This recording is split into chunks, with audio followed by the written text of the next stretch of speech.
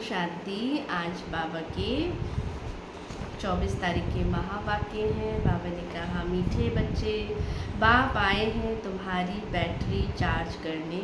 जितना तुम याद में रहेंगे उतना तुम्हारी बैटरी, बाबा ने कहा, क्या होगी? चार्ज होती रहेगी। प्रश्न है, तुम्हारी सच की बेड़ी नाव को तूफान क्यों लगते हैं? उत्तर है, क्योंकि इस समय आर्टिफिशियल बहुत निकल पड़े हैं।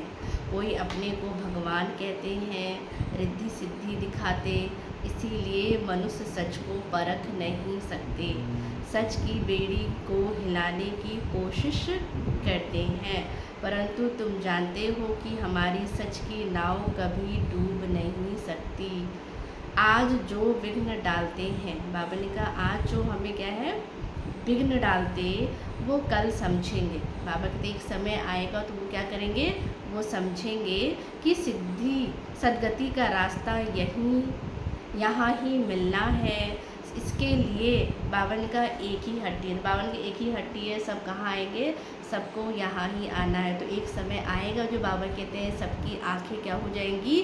खुल जाएगी और सब आपे ही क्या है आएंगे।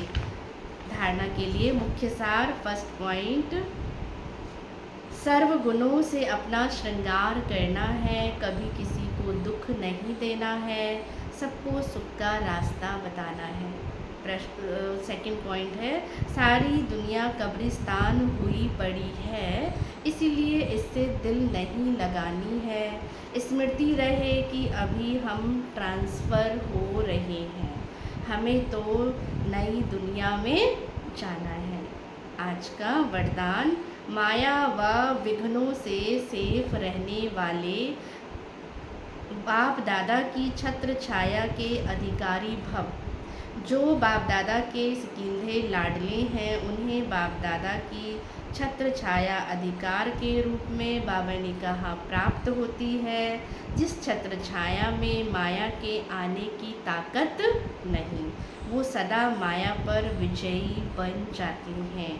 ये याद रूपी छत्र छाया सर्व विघ्नों से सेफ कर देती है। किसी भी प्रकार का विघ्न छत्र छाया में रहने वालों के पास आ नहीं सकती।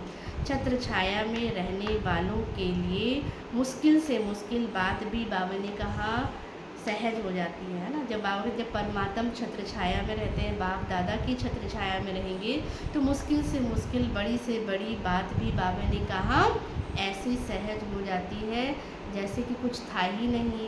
पहाड़ समान बातें भी बाबा ने कहा क्या अनुभव होती है?